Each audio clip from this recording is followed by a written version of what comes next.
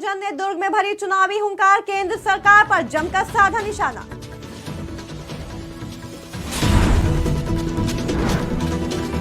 उज्जैन में योग और मलखंभ शिविर का समापन, शिविर में होनहार खिलाड़ियों का हुआ सम्मान। भिलाई में संस्कृति विभाग कार्यशाला का हुआ आयोजन, कई सालों से भिलाई में आयोजित हो रहा है शिविर। झाबुआ में लुटेरी दुल्हन के गिरोह का भांडाफोड़, कई राज्यों में लुटेरी दुल्हन का खता खौफ। ग्वालियर में बिजली कटौती से परेशान हुई इमरती देवी, ऊर्जा मंत्री के बंगले पर बोला धावा। नमस्कार, आप देख रहे हैं आज की खबर। आपके साथ में हूं अफीफा मलिक। छत्तीसगढ़ में विधानसभा और लोकसभा चुनाव को लेकर तैयारियां तेज हो चुकी हैं। चुनाव को देखते हुए कांग्रेस ने कमर कस ली है। इसी कड़ी में छत्तीसगढ़ से कांग्रेस के राज्यसभा सांसद रंजीत रंजन दुर्ग दौरे पर पहुंचे। इस दौरान जिला स्तरीय कार्यकर्ताओं से मुलाकात कर हाल के राजनीतिक हालातों पर चर्चा की गई। इसके साथ ही रंजीत रंजन केंद्र सरकार पर हमलावर दिखे। उन्होंने कहा कि छत्तीसगढ़ की सरकार बेहतर काम कर रही है। भूपेश बघेल के राज में हर तबका खुश है। केंद्र की मोदी सरकार लगातार सभी चीजों को बेचने का काम कर रही है। केंद्र में ऐसी सरकार बैठी है जो युवाओं को ना रोजगार दे पा रही है, ना ही महंगाई कम कर पा रही है। मैंने बोला हम पूरा महागठबंधन एक साथ है और हम पूरे महागठबंधन मिलकर ऐसी सरकार जो दिल्ली में बैठ के पूरे देश को बेचने का काम कर रही है, ना उससे महंगाई कम हो पाई, ना वो युवाओं को रोजगार दे पाई। 2000 के जब नोटबंदी हुई थी तो कहा काला धन खत्म होगा।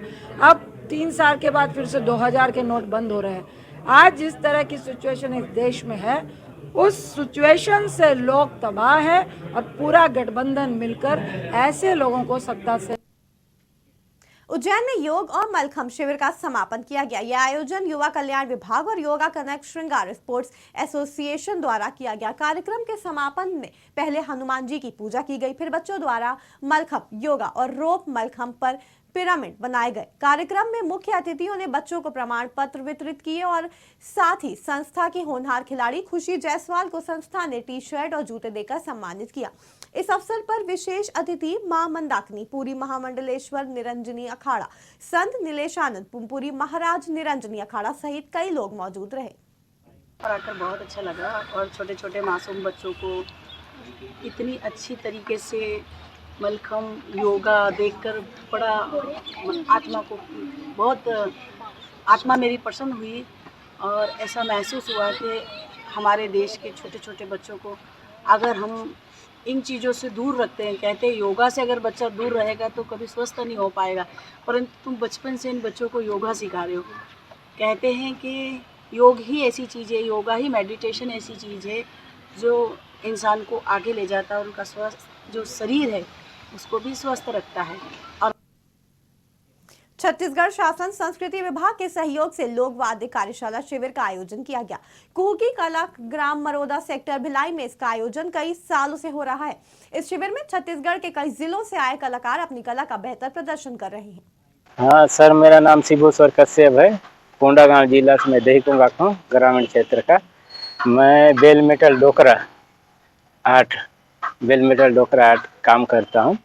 उसमें तुरी बनता है, कलश बनता है, झाप बनता है, भगवान का मूर्ति बनता है, शोपीस भी बनता है, यूज वाला भी बनता है।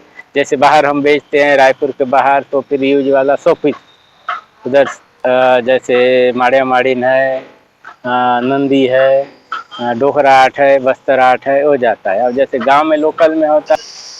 मैं रंचरी से आया हूँ, बालोद जिला से। राम कुमार पाटिल मेरा नाम है और मैं तमूरा बना रहा हूँ, तो साथ में रुजू भी बना रहा हूँ। और अपेक्षा ये करता हूँ मध्य सरकार से कि भविष्य में जो वाद्य यंत्र जो जिसको आदमी भूल चुके हैं, है ना, उसको संजो के रखे, उसमें कुछ मेहनत करे, उसमें प्रकाश डाले। यहाँ विगत 14 वर्षों से लोक वाद्य कार्यशाला शिविर का आयोजन किया जा रहा है। इनका मुख्य उद्देश्य आज विलुप्त होती इन वाद्य यंत्रों का संग्रहण, संरक्षित और संवर्धन करना, आज की युवा पीढ़ी को जनाना है। विगत 14 वर्षों से छत्तीसगढ़ शासन के सहयोग से किया जा रहा है। इसमें पूरे प्रदेश भर के कलाकार बाजा बनाने के लिए आते हैं। इसमें 10 प्रकार के वाद्य यंत्रों का निर्माण किया जा रहा है, जिसमें तुरही, कुहकी, तोड़ी, रूंजू, गतका, गुजरी, तंबूरा आदि 10 प्रकार के अलग अलग।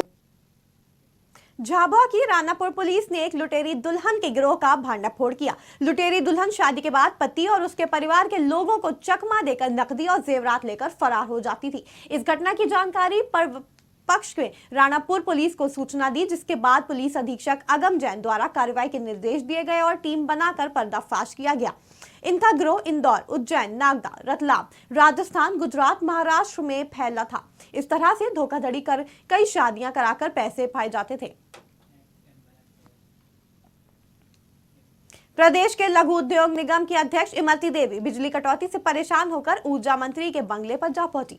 इमरती अपने 7 व्यापारी और पार्षदों को लेकर ऊर्जा मंत्री के घर पहुंची। इमरती ने कहा कि डबरा शहर में और ग्रामीण क्षेत्र में कई घंटे लाइट कटौती होती रहती है। गर्मी में लाइट कटौती से जनता बेहाल है। जनता को बिजली मिल नहीं रही, लेकिन डबरा में बिजली बिलों के नाम पर जनता से जमकर वसूली की जा रही है। ऐसी स्थिति बनी है कि बिजली कटौती से डबरावासी त्रस्त हो गए हैं, जिसके बाद अध्यक्ष इमरती देवी ने अधिकारियों को जिम्मेदार उठाया। आपने देखा होगा यहाँ हमारे व्यापारी भी बैठे हैं, सभी पार्षद भी हैं, उपाध्यक्ष भी हैं। हम सब लोग हमारा डबरा पूरा का पूरा डबरा लाइट से बहुत परेशान है। जब से ये 2-3-4 महीना से नए कर्मचारी और अधिकारी पहुँचे हैं, ये तो पूरे डबरा में लाइट बार बार काटते। अगर 12 घंटा की या 10 घंटा की लाइट ग्रामीण में है तो मुश्किल से 6 घंटा देखते। और शहर में इतनी गर्मी पड़ने के बाद कम को 4-4, 5-5 शिवपुरी में भाजपा को बड़ा झटका लगा है। शिवपुरी के पूर्व जिला पंचायत अध्यक्ष और भाजपा कार्य समिति के सदस्य बैजनाथ सिंह यादव ने आज कांग्रेस का दामन थाम लिया। बैजनाथ ने अपने सेकेंडो कार्यकर्ताओं के साथ आज भोपाल में कांग्रेस में शामिल हो गए। लगभग 3 साल पहले कांग्रेस छोड़कर बैजनाथ ज्योतिरादित्य सिंधिया के साथ ही बीजेपी में शामिल हुए थे। वहीं आज वो दोबारा कांग्रेस में शामिल हो गए। क्या कुछ कहा उन्होंने, आप भी सुनिए। कारण ये है कि मैंने अभी 2 साल में उनका कार्यकाल देखा है। वहाँ मान सम्मान कुछ नहीं है और इतना भ्रष्टाचार बढ़ चुका है कि कोई भी आदमी का अपना काम कर रहा है तो बिना पैसे के कोई काम नहीं कर रहा है। और काफ़ी उग चुके थे, इसलिए हमने आज इस्तीफा दे दिया कल और आज जॉइन करने जा रहे हैं काम। क्यों नहीं लगेगा? ये तो हम पूरी ज़िंदगी का है। मेरे पिता ही कांग्रेस में रहे, मेरी पूरी ज़िंदगी कांग्रेस में हो गई। बीते दिनों हरदा जिले के छिपावड़ में अज्ञात बदमाशों ने डंपर मालिक को गोली मारकर घायल कर दिया। घटना की जानकारी लगते ही छिपावड़ पुलिस मौके पर पहुंची। इसके बाद घायल अवस्था में युवक को हरदा के जिला अस्पताल भर्ती कराया गया, जहां इलाज के दौरान युवक की मौत हो गई। मौत के बाद जिले में हड़कंप मच गया। घटना के बाद सर्व ब्राह्मण समाज खिरकिया और हरदा के तत्वाधान में अधिकारी और थाना प्रभारी ने आरोपियों की गिरफ्तारी के लिए 2 दिनों का आश्वासन दिया था, लेकिन अभी तक आरोपियों की गिरफ्तारी नहीं हो पाई। इससे बुधवार को नाराज सर्व ब्राह्मण समाज के लोगों ने हरदा जिला मुख्यालय पहुंचकर एसपी को ज्ञापन सौंपा और गिरफ्तारी की मांग उठाई। आज विगत दिनों 10 जून को हमारी ब्राह्मण समाज के एक रामकृष्ण जोशी जी की कुछ हत्या कर दी गई कुछ अज्ञात व्यक्तियों के द्वारा। तो विगत दिनों जो खिड़कियां में हमने धरना प्रदर्शन किया गया था, उसमें माननीय एसडीओपी साहब के द्वारा और टीआई साहब के द्वारा 2 दिन का आश्वासन मांगा था कि 2 दिन में हम किसी न किसी हालत में हम आरोपियों को पकड़ लेंगे। आज चिरमिरी भरतपुर के नगर पालिका का भाजपा ने घेराव किया। ये घेराव 6 सूत्रीय मांगों को लेकर भारतीय जनता पार्टी ने घेराव किया। भाजपा ने जिले में मुख्य रूप से दूषित जल व्यवस्था, ठेका कर्मियों के रुके हुए वेतन, वृद्धा पेंशन, भाजपा पार्षद के वार्डों में कार्यों को लेकर भेदभाव, घटिया डामरीकरण एवं अन्य अनियमितताओं से संबंधित कार्यों को लेकर 1 दिवसीय धरना प्रदर्शन और घेराव किया गया। हालांकि संबंधित अधिकारियों की समस्याओं के जल्द समाधान के आश्वासन के बाद धरना प्रदर्शन खत्म किया गया। धरना प्रदर्शन किया जा रहा है, जिसमें एक तो दूषित पेयजल की समस्या है, दूसरा प्लेसमेंट कर्मचारियों के वेतन की समस्या है, तीसरा जो पेंशन का भुगतान नहीं हो रहा है उसकी समस्या है, और डामरीकरण के कार्य में गुणवत्ता विहीन की उन्होंने लेख किया है, नल जल योजना में भ्रष्टाचार का लेख किया है। इस प्रकार कुल मिला के उन लोगों ने 6 मुद्दों पे अपने पक्ष में धरना दिया है। आखिर क्या मजबूरी? देखिए, ऐसे किसी भी प्रकार की मजबूरी नहीं है। मैं आपको अवगत कराना चाहूँगी कि पेयजल समस्या के संबंध में हमारी 6 जून को PHE SECL के साथ कंबाइंड बैठक हुई थी। उसके बाद से जो पेयजल की जो समस्या बीच में हो रही थी उसमें काफ़ी मांगों को लेकर आज निगम का घेराव किया गया था। इसको आयुक्त मैडम से जब बात किया गया तो क्या नतीजा निकला? आज की जो 6 सूत्री मांग था उसमें से अधिकांश मामले जिससे पेयजल का, पेंशन का, कर्मचारियों को भुगतान का, इनके द्वारा कहा गया कि हमने ठीक कर दिया है और बाकी जो मामले हैं उसको 1 सप्ताह के अंदर प्रोसेस करके उसको कार्रवाई करेंगे, इन्होंने कहा है। हम लोगों ने अपनी जो नगर निगम के पार्षद हैं और भारतीय जनता पार्टी जो हमारे कार्यकर्ता हैं उनकी एक टीम बनाकर सारे मुद्दों को जांच के लिए 1 सप्ताह हमने भी उनको समय दिया है और ये सारे मामले 15 दिन में अगर हल नहीं होते तो हम पुनः जो है धरना प्रदर्शन करेंगे और इनके खिलाफ बहुत। छत्तीसगढ़ मॉडल की जानकारी लेने तेलंगाना के 400 किसान छत्तीसगढ़ पहुंचे, जहां वो राजनांदगांव जिले के धर्मनगरी डोंगरगढ़ पहुंचे और जिला सहकारी केंद्रीय बैंक के अध्यक्ष नवाज खान के नेतृत्व में दौरे की शुरुआत की। दौरे से पहले विश्व प्रसिद्ध मां बंदलेश्वरी देवी की पूजा अर्चना की, जिसके बाद सभी किसान राजनांदगांव के एक निजी होटल में आयोजित किसान सम्मेलन में शामिल हुए। वहीं तेलंगाना से पहुंचे किसान कल छत्तीसगढ़ के CM भूपेश बघेल से मुलाकात करेंगे। नमस्कार करता हूं।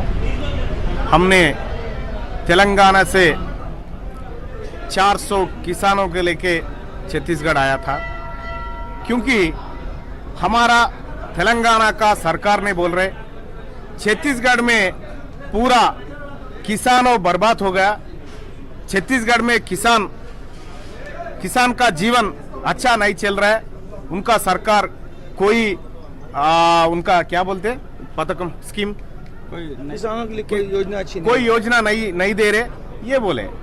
मैंने ये सवाल को स्वीकार करके तेलंगाना के किसानों को जब पता चला कि भूपेश मॉडल किसानों का मॉडल है, छत्तीसगढ़ का मॉडल किसानों का मॉडल है, मजदूरों का मॉडल है और इस मॉडल में किसानों के जीवन में बहुत क्रांति आई है, जब इनको ये पता चला और वहाँ के जो मुख्यमंत्री हैं वो ये बोलते हैं कि छत्तीसगढ़ के किसान बर्बाद हो गए, तो ये वास्तव में देखने के लिए आए हैं कि वहाँ के मुख्यमंत्री सही बोल रहे हैं या गलत बोल रहे हैं। और इन्होंने काफी अध्ययन किया है छत्तीसगढ़ के किसानों के बीच जा करके, और आज भी किसानों के साथ इनकी एक बड़ी मीटिंग है जिसमें बहुत बड़ी संख्या में किसान भी आएंगे और 400 की संख्या में तेलंगाना के किसान भी रहेंगे और लगभग दूध का दूध पानी का पानी होकर आप। मध्य प्रदेश और छत्तीसगढ़ की खबरों में फिलहाल इतना ही। जुड़े रहे आज की खबर के साथ ताजा तरीन खबरों के लिए।